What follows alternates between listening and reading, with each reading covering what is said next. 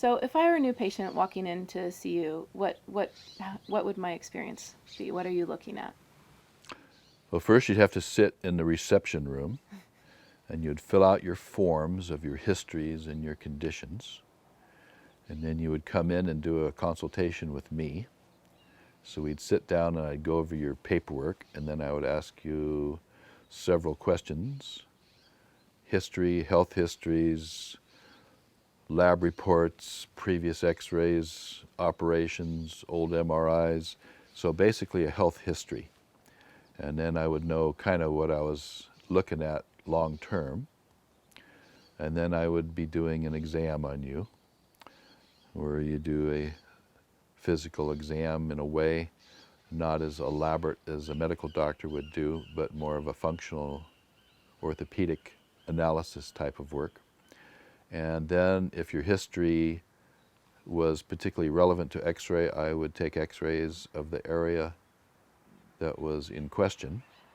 Or if I thought that your neck problem was coming from the pelvis, for example, as a compensation, then I might do pelvic x-rays. Mm-hmm. So the x-ray is the area, anything that's particularly long chronic that's been diagnosed, I'll many times take an x-ray of. Mm-hmm. And that tells me and the patient what the condition has been and what the adaptation has been. And then, after I go over x-rays, if I take them, then I sit you down and I do a motion evaluation. So that's the motion palpation. Palpation, as you know, just means feeling things. Mm-hmm. Motion palpation just means you're feeling things in motion. So I start at your pelvis and I move your pelvic joints around, see how far they can go, see if they have end play. I come up into your low back, check those joints, see if they have end play. Go up all the way to your skull and look for end play. And in that exam, I'm looking for the major areas of restricted movement, Mm-hmm. not necessarily where your pain is, Right. but the areas of mechanical restriction.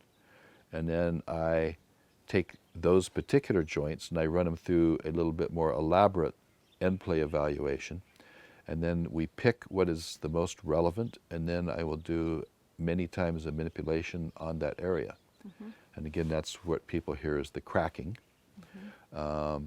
And so you're changing that joint's motion to restore end play and to break the nerve pattern.